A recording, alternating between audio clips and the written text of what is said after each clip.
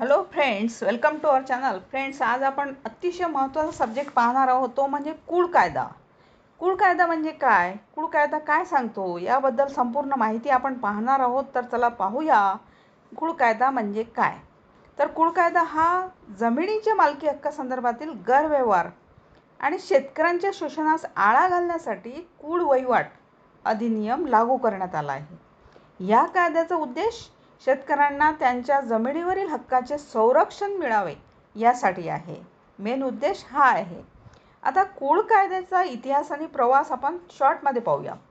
सर्वप्रथम 1939 साली कुळ कायदा अस्तित्वात आला. यानुसार शेतजमिनीवर हक्क असलेल्या व्यक्तींची नोंद सातबाऱ्यावर करण्यात आली. पुढे 1948 मध्ये मुंबई कुळ वहिवाट व शेतजमीन अधिनियम लागू करण्यात आला. कालांतराने 2012 मध्ये या कायद्याचे नाव बदलून महाराष्ट्र कुळ वहिवाट व शेतजमीन अधिनियम ठेवण्यात आले.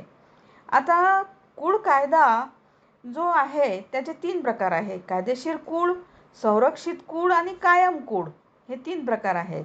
तर कायदेशीर कुळ कोणते असते, तर महाराष्ट्र कुळ वहिवाट व शेतजमीन अधिनियम 2011च्या कलम 4 अंतर्गत खालील निकष पूर्ण करणाऱ्या व्यक्तीला कायदेशीर कुळ म्हणून मान्यता मिळते.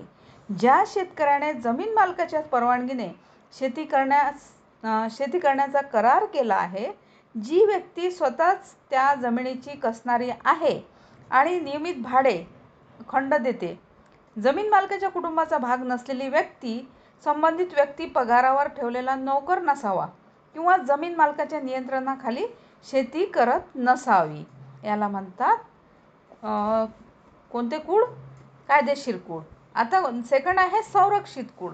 संरक्षित कुळ म्हणजे काय, तर 1939च्या कायद्यांतर्गत खालील गटातील व्यक्तींना संरक्षित कुळ म्हणून गणले जाते. जसे की 1 जानेवारी 1938 पूर्वी सलग 6 वर्ष शेती करणारे आणि 1 जानेवारी 1945 पूर्वी सलग 6 वर्ष शेती करणारे. आणि नेक्स्ट आहे 1 नोव्हेंबर 1947 रोजी शेती करत असलेले. हे 3 प्रकार आहेत, लक्षात ठेवा. आता या व्यक्तीच्या हक्कांची नोंद सातबाऱ्यावरील इतर हक्क या विभागात संरक्षित कुळ म्हणून करण्यात आलेली आहे. आता कायम कुळ कोणाला म्हणतात, तर 1955 मध्ये सुधारित करण्यात आलेल्या कायद्यानुसार खालील व्यक्तींना कायम कुळ म्हणून मान्यता दिली जाते. जसे की ज्यांना रूढी, परंपरा किंवा न्यायालयीन निर्णयाद्वारे कायमस्वरूपी कुळ म्हणून मान्यता मिळाली आहे. आता सातबाऱ्यावर याची नोंद कायम कुळ या हक्काखाली होते. कुळाची जमीन वर्ग 1 मध्ये रूपांतरित कशी करावी, हा सर्वांचा महत्त्वाचा प्रश्न आहे की कुळाची जमीन वर्ग 1 मध्ये रूपांतरित कशी करावी.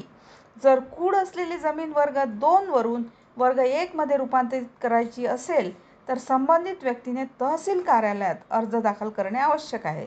यासाठी तहसीलदार हे अधिकृत प्राधिकरण म्हणून कार्य करतात. आता अर्जासाठी आवश्यक कागदपत्रे कोणती पाहिजे, तर ते कागदपत्रे पुढील प्रमाणे आहेत.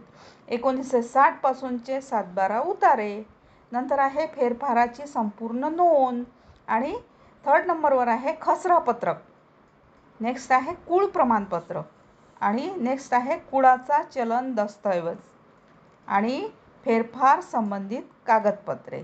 एवढे डॉक्युमेंट्स तुम्हाला आवश्यक आहे. आता ही प्रक्रिया कशी होते, तर ही प्रक्रिया होते तहसील कार्यालयाकडून अर्ज प्राप्त झाल्यानंतर तलाठी आणि मंडळ अधिकारी अहवाल तयार करतात.